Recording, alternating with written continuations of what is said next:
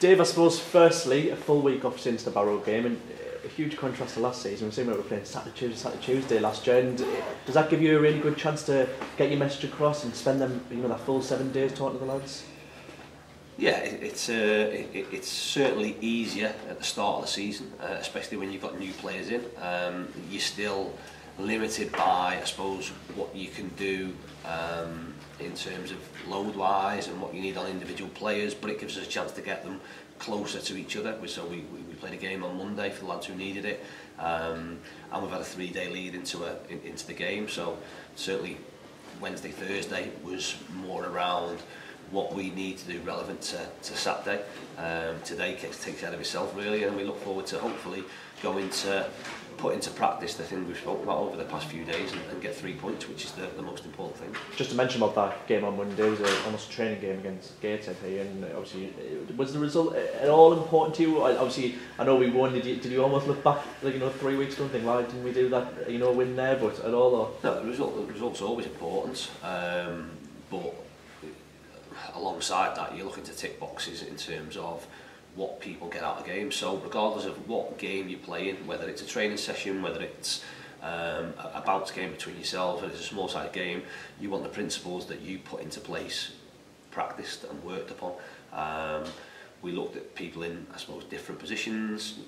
It was a case of players needing minutes and players needing games, and picking a selection and a formation round those players. But things, regardless of what formation you play, things don't change in terms of we wanted to press. We won the ball high up, we scored some good goals. So there were loads of positives to come from it, and most importantly there were minutes for players who needed it, and minutes for players who had no minutes so far this season, who have come back from injury and things like that. So it was, like I said, really good exercise. You talk about them lads involved. Mark Cullen got his game time, and also positive Joe Gray we're seeing back on the pitch as well. Yeah, so again between them, Cole's played 60 minutes, which will do him, like I said, doing the world of good. Gives us an idea of where he's at physically in terms of data, which we can look at, and gets him closer to where we need him to be. And then he went off and Joe came on for the last half an hour. And obviously the positive with Joe was the fact that he gets through the half an hour with no ill effects and no reaction. So that will be good for him. We'll continue to, I suppose, squeeze that and keep pressing that and get him closer to where he needs to be. Looking towards the weekend then, Walsall, I know you were at the Walsall game the other night. What do you make of their start of the season? 1 point from their opening games, but every game's always a tough one in this league. Yeah, listen, they'll be disappointed with the start in terms of outcomes. We've seen, obviously I saw them in the flesh on Tuesday. We've watched their other games, and they'll have wanted to start better than they did, but I think it was always going to be difficult. A new infrastructure in place there in terms of a club with a director of football, sporting director, a head coach. Matt's come into, I suppose, his first senior job, and will have his own ideas of what he wants to do, and you can see that in terms of how they play and how they go about things. But as with everything, it takes time. It would be great for them to have got results, because ultimately then, from a player's perspective, it reinforces that what you're doing is right. That's not been the case. And again, from our perspective, what we've got to do is we've got to try and use that to our benefit, because undoubtedly over the course of the season, as we probably will, they'll improve. But we're looking forward to being back at home, playing in front of our own fans, hopefully backing up the result we had against Crawley and getting our second 3 points on the board, if you like, and making our start a good start, a decent start for us. Being your first game without Joe Parkinson sat next beside you, how different has that been this week without him here? Yeah, a little bit different. Listen, we are, again, not so much the difference in terms of what it affects maybe out on the training pitch or something, but we're a close-knit group, and we have been in terms of the management team. We very much are a management team, and just as we missed and continue to miss Ross with him going, and obviously Dimmy's coming in and becoming a part of that. Of course Joe will be missed, because it's someone who's not there when you turn around in the office, or whether you're on a bus, it's not there. So there's all those things to sort of deal with. But we're still in touch with him. Not much has changed. I've sent him a message this morning asking a favour, asking me to do something, because he'd obviously spoken to clubs over the summer, as we all have, in terms of involved in recruitment and trying to get things done. So I've asked him to speak to a couple of people just to push them to see where they're at, and that will continue. I say I'm sure he'll be at some games. He's certainly earmarked the Tranmere game to be there, only because it's 10 minutes from his house. But no, we have to move on. We have to evolve. We have to, I suppose, pick up the slack of little areas that are missing, and then in time we'll look to, if we have to bring somebody in, we'll try and fill the void that's been left. Just want to mention that you said in your statement, obviously, that you're not going to rush really to get somebody in. It has to be the right person. Do you have an indication of what that type of person has to be like? Does it almost have to be the twin of Joe Parkinson? Not really. Again, in terms of profile, they need to fit into what is a role that has lots of responsibility, and a role that is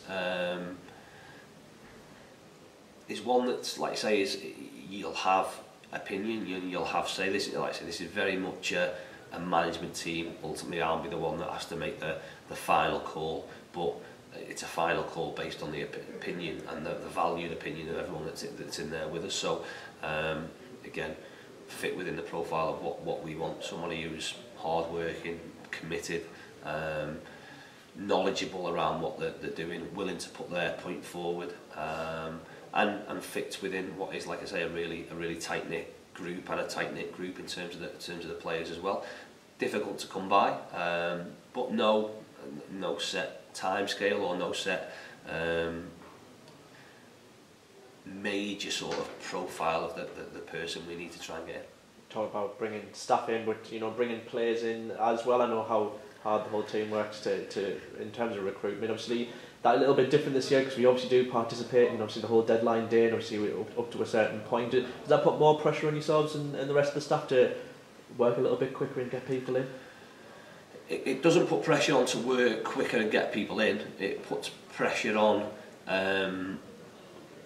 as you get closer, because we are limited by a day, a line, and things can go right up to that line, whereas previously, as much as certainly for long-term loans you have that line. So if you were in the National League and you look to take someone on loan from a Football League club, if you didn't sign them within the transfer window, then you couldn't have them on a long-term loan, and you could only have them on a 93-day loan maximum. So that there was time scales that way, but this is all or nothing. Aside from free agents, it's all or nothing. So it does become a little bit more edgy the longer it goes, but I think that's a consequence that we knew would be there.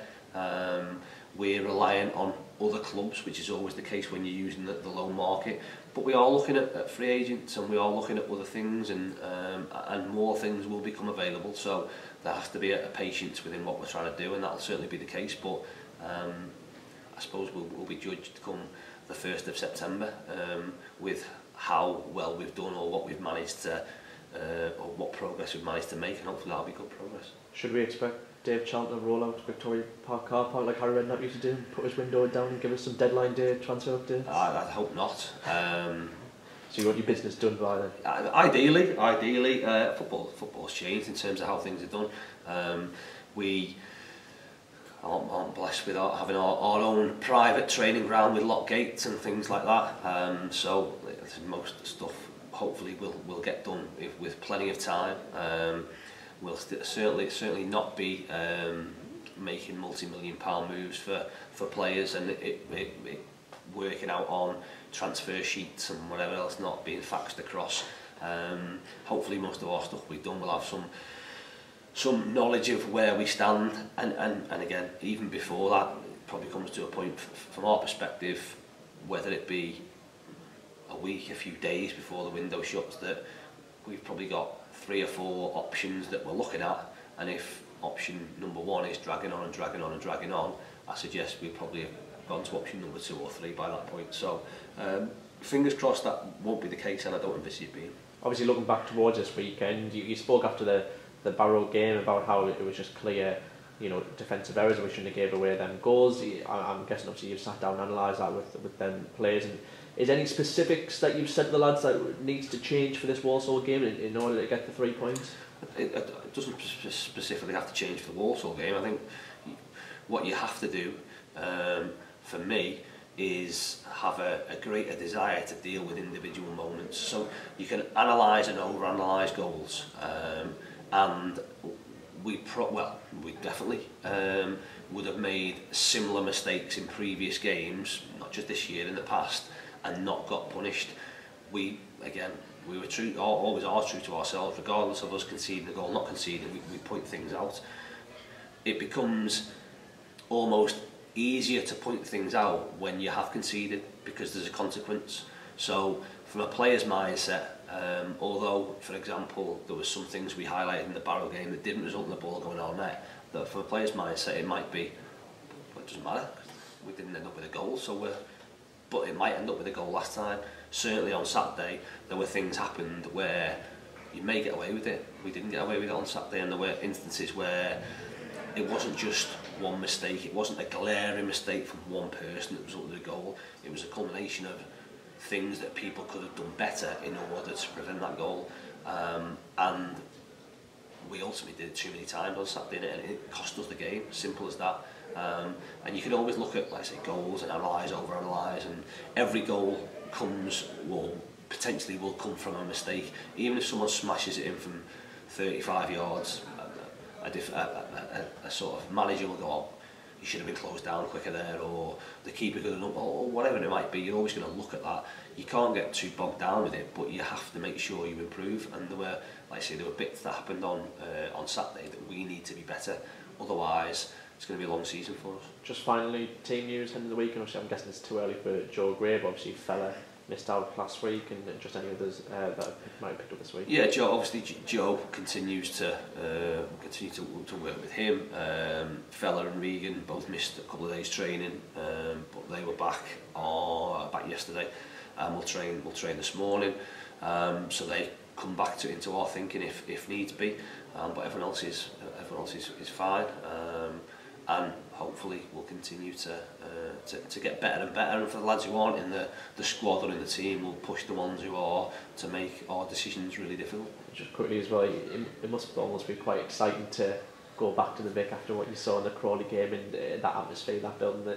It must almost unite the lads on a little bit more, for especially the atmosphere was on that northwest corner as well. Yeah, they should be looking forward to it. I think hopefully Walsall will bring a good following. I think even looking further down the line, the next home game is Carlisle. They've sold out their end, so listen, we know it can be a special place, but again, as much as we thank the supporters for what they've given us, and I've no doubt they'll give us the same tomorrow, it's our responsibility to make sure we give them enough to give us what we need, and we'll be doing everything we can to make sure that's the case. Dave, thanks very much. Cheers, Alex. Thank you.